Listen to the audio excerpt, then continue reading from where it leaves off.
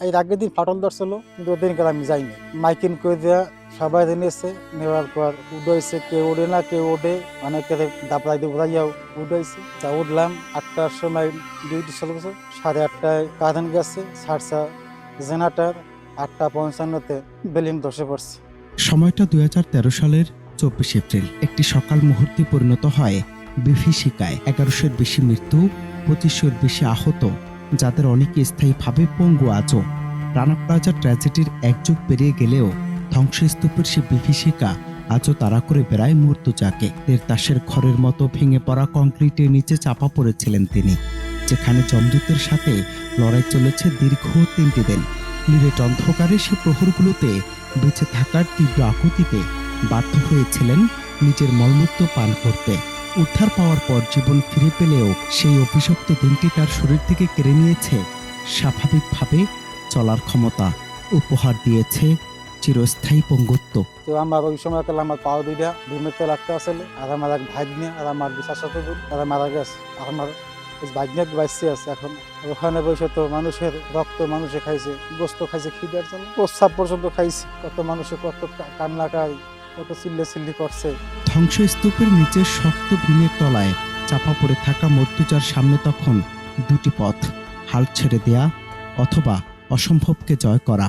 বাঁচার তীব্র আকাঙ্ক্ষায় তিনি মানবেতর অবস্থায় টিকে থাকেন। ক্ষুধা আর তৃষ্ণার নির্মম যন্ত্রণা সহ্য করতে গিয়ে বাধ্য হন অকল্পনীয় কাজ করতে। 3 দিন পর যখন উদ্ধারকারীরা তাকে জীবিত অবস্থায় বের করে আনেন, তখন সেটি ছিল যেন এক মৃত্যুকে হার মানানো এক অবিশ্বাস্য প্রত্যাবর্তন। বরিশালের বাকেরগঞ্জ উপজেলার ফরপাশা ইউনিয়নের বরতলা গ্রামের এই গল্প আজ সবার চোখ মুখে, কিন্তু আজও পাশে দাঁড়ায়নি কেউ। আমার এই ভাগ্নি দুর্গা এই রানা প্লাজারে মারা গেছে।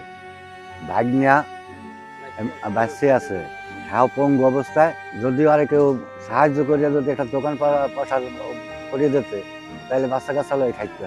আমি বাড়িতে আছে ওর একটা প্রভু, আমিও তো কিছু করতে পারি, কষ্ট পাই। মাঝে মাঝে দেখলে আসলে চোখের পানি বাইরে, যে ওর মা ডাকছি পরে কান্দে, একটু ঠিক মতো ওষুধ পানি হয় না, ঠিক মতো খাওয়া দাওয়া হয় না। তা খুবই অসহায় আছে ছেলেটার। আমরা সবাই মিলিয়া আত্মীয় স্বজন এখানে মামাকে কেউ নেই যে ওর একটু সহযোগিতা করবে।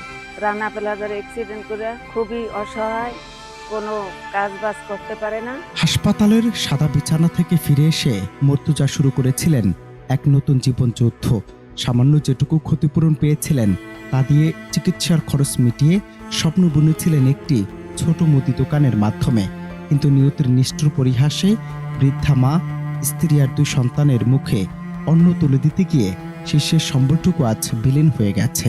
এখন তার জীর্ণ ঘরে কেবল ক্ষুধার হাহাকার আর অনিশ্চয়তার দীর্ঘশ্বাস।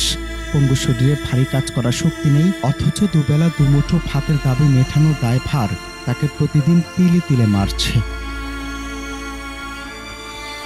আজ তবু আশা ছাড়েননি মর্তুজা। তার একটাই স্বপ্ন, আবার একটি ছোট দোকান আর নিজের পায়ে দাঁড়ানো। দেশবাসীর কাছে তার আকুল আবেদন, একটু সাহায্য পেলে আবার শুরু করতে পারবেন সবকিছু। প্রশ্ন এখন আমাদের, একজন বেঁচে ফেরা যোদ্ধার পাশে দাঁড়াতে আমরা কি প্রস্তুত? কারণ একটি ছোট সহায়তাই হয়তো ফিরিয়ে দিতে পারে একটি পরিবারের হাসি, আর জাগিয়ে তুলতে পারে মানবতার সবচেয়ে উজ্জ্বল আলো। অনন্ত হাসান মাসুদ, বাংলা টিভি।